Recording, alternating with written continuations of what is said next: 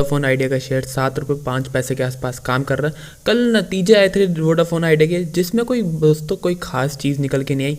जो कि loss company हमेशा से दिखाती आ रही है, उसी के आसपास लॉस आया है। कंपनी का थोड़ा बहुत लॉस हुआ, कम हुआ था 1,000 करोड़ रुपए के आसपास का। लेकिन दोस्तों उसमें कोई मेन ऐसा रीज़न नहीं था कि कंपनी ने कोई काम किया हो जिसकी वजह से कंपनी के बिजनेस में कोई इंप्रूवमेंट हुई हो जिसकी वजह से वो लॉस कम हुआ।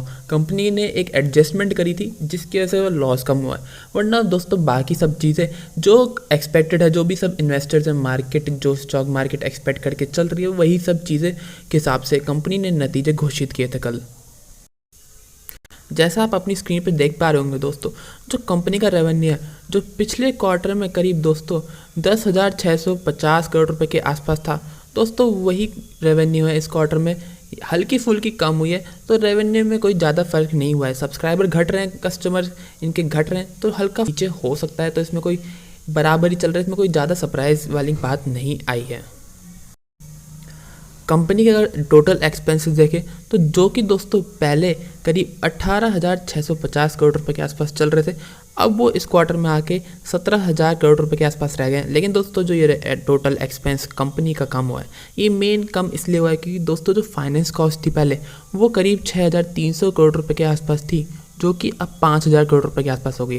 और ये 5,000 करोड़ रुपए क्यों हो गए दोस्तों, अभी हम नीचे चल के इसका रीज़न देखते हैं। तो दोस्तों जैसा आप अपनी स्क्रीन पर देख पा रहे होंगे, कंपनी ने मेंशन किया है कि दोस्तों जो कंपनी 16,000 करोड़ रुपए की लोन लायबिलिटी लेके चल रही थी, जो कि दोस्तों मोरेटोरियम कंपनी ने एक्सेप्ट किया था, जो भी इसके एजीआर और स्पेक्ट्रम ड्यूज थे, तो उन पे जो 16,000 करोड़ रुपए की इंटरेस्ट पेमेंट इनको करनी थी अगले 4 साल के लिए, वो दोस्तों ये लोन लायबिलिटी लेके चल रहे थे। क्योंकि लेकिन अब दोस्तों उन्होंने ये इक्विटी शेयर्स में कन्वर्ट कर लिया है, तो ये लोन लायबिलिटी इन्होंने हटा दिया और इक्विटी शेयर्स में वो कन्वर्ट हो गया, यानी शेयर कैपिटल में वो चला गया।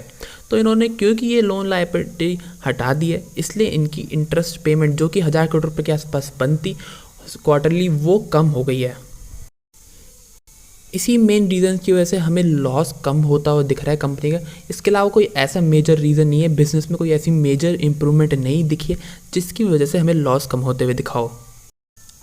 बात करेगी कंपनी पे कितना कर्ज है, तो दोस्तों जैसा आप देख पा रहे होंगे अपनी स्क्रीन पे, कंपनी ने दोस्तों करीब 2,02,000 करोड़ रुपए के आसपास कंपनी का 2,20,000 करोड़ रुपए के आसपास दोस्तों कंपनी पे कर्ज था एज ऑफ दिसंबर 31, 2022। लेकिन क्योंकि दोस्तों जो 16,000 करोड़ रुपए की कंपनी की लोन लायबिलिटी थी, उसको कंपनी ने इक्विटी शेयर में कन्वर्ट कर लिया है, तो ये लोन जो अब कंपनी पे कर्ज बचा है, वो दोस्तों करीब करीब 2,10,000 करोड़ रुपए का बचा है।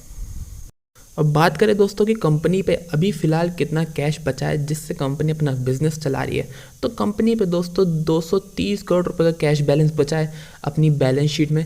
मतलब कंपनी के पास इतना कोई ज़्यादा पैसा नहीं है कि अपने बिजनेसेस को सही से ऑपरेशन करे, जो छोटे मोटे काम है वो इस कैश से हो पा रहे हैं बस।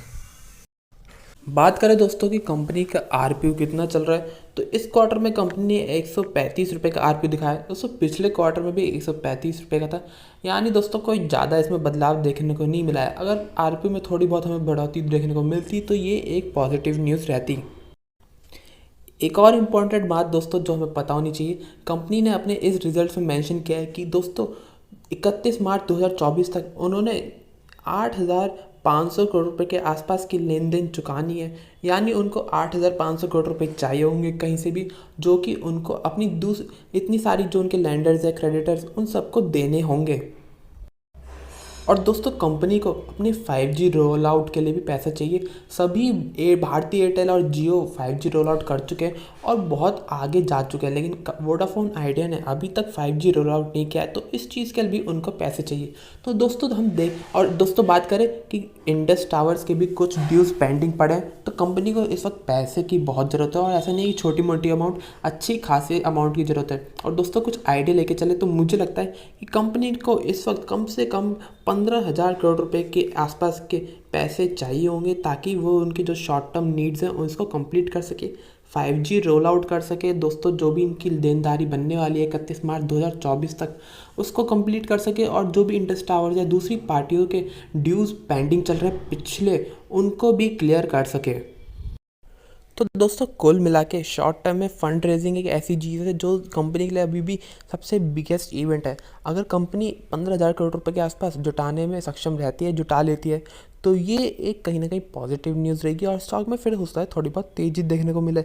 अगर दोस्तों शॉर्ट टर्म में कंपनी पैसा नहीं जुटा पाती है तो ये एक कहीं ना कहीं एक बड़ा इशू रहेगा। और बात करें दोस्तों कि यहाँ से अगर कंपनी फंड रेजिंग कर लेती है 15,000 करोड़ रुपए के आसपास या उससे ज़्यादा मनी जुटा लेती है तो स्टॉक कहाँ तक जा सकता है। दोस्तों जो मुझे लगता है चार्ट्स को देख के अगर हम एक साल का चार्ट देखें तो स्टॉक दोस्तों 8 सवा 8 रुपये के आसपास हमेशा एक रेजिस्टेंस खाता है। तो हो सकता है कि दोस्तों कोई भी पॉजिटिव न्यूज़ आए या स्टॉक में यहाँ से थोड़ी बहुत तेज़ी बढ़ती है तो स्टॉक आपका 8 साढ़े 8 रुपये की रेंज तक जाए। तो अगर 8 साढ़े 8 रुपये की रेंज तक दोस्तों आता है तो वहाँ पे आप थोड़ा प्रॉफिट बुकिंग या एग्ज़िट ले सकते हैं। स्टॉक यहाँ तक थोड़ी बहुत तेज़ी में जा सकता है। और दोस्तों कोई और अपडेट आता है तो उसके बारे में हम अगली वीडियो में ज़रूर डिस्कस करेंगे। ये वीडियो यहीं तक थी। अगर आपको वीडियो अच्छी लगे तो लाइक ज़रूर कीजिएगा, चैनल को ज़रूर सब्सक्राइब कर लीजिए ताकि आपको अपडेट्स मिलते रहे। धन्यवाद।